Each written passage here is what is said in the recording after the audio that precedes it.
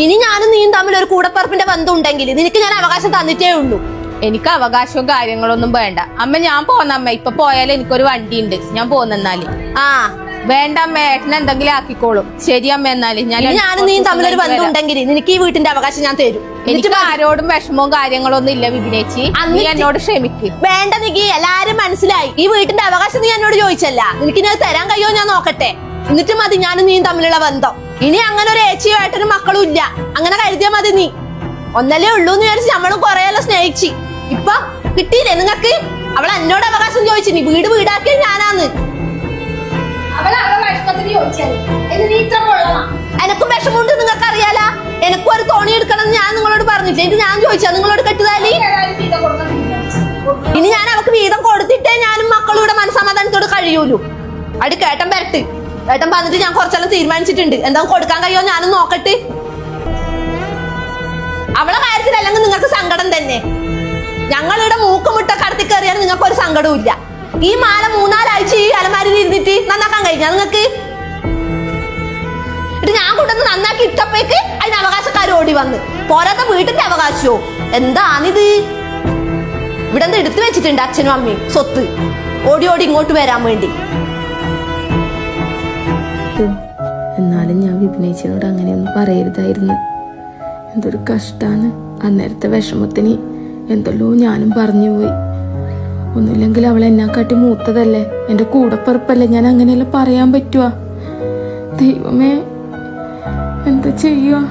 മക്കൾ വരട്ടെ, എന്തായാലും ഒന്ന് പോണം. പോയിട്ട് അവളോട് മാപ്പ് പറയണം. ഞാൻ ചെയ്തത് തെറ്റാണെങ്കിൽ അവളോട് ഞാൻ മാപ്പ് പറയുന്നതിൽ എന്താ പ്രശ്നം? എൻ്റെ ഏച്ചിയല്ലേ അവള്. എന്തായാലും പോണം.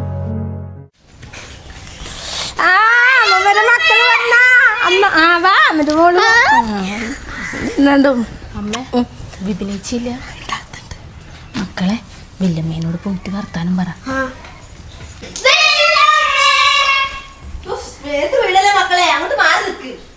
നീ എന്താണ് ആ മക്കളോട് ആരാനെ പോലെ പെരുമാറുന്ന്? അവർക്കില്ലെങ്കിൽ പിന്നെ നമ്മക്കെന്താന്ന്? അവരോട് എന്താ പറഞ്ഞത്?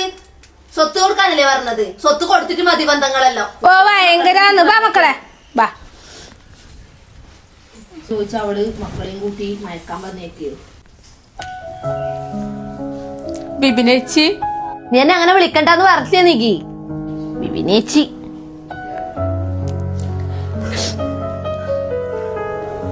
ഞാൻ അന്നേരത്തെ ദേഷ്യത്തിന് എന്തെങ്കിലും പറഞ്ഞു പോയിട്ടുണ്ടെങ്കിൽ നീ എന്നോട് ക്ഷമിക്ക്. പറഞ്ഞിട്ട് അങ്ങനെ പറഞ്ഞാ മതിയല്ലോ നിനക്കല്ലോ. ഞാൻ പോന്നു ബിബിനേച്ചി. നീ എന്തിനാ പോണ്ടത്? നിനക്കും കൂടി അവകാശപ്പെട്ട വീടല്ലേ, നിന്നിട്ടെല്ലാം പോയാ മതി.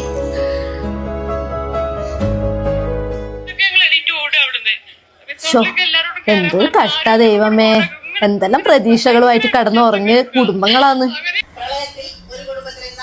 മക്കളുവാ അമ്മേ, അമ്മേ, നമ്മളെ മക്കളും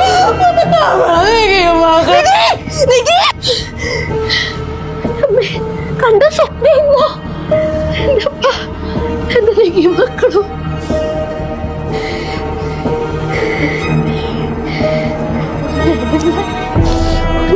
ഞാൻ പഠിച്ചുപോയി ദൈവമേ.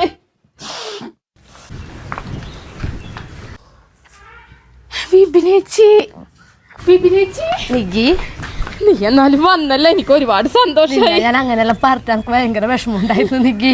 ഒന്നും സാരമില്ല വിപിനേച്ചി, ഞമ്മള് കൂടപ്പറപ്പല്ലേടി എത്രയായാലും.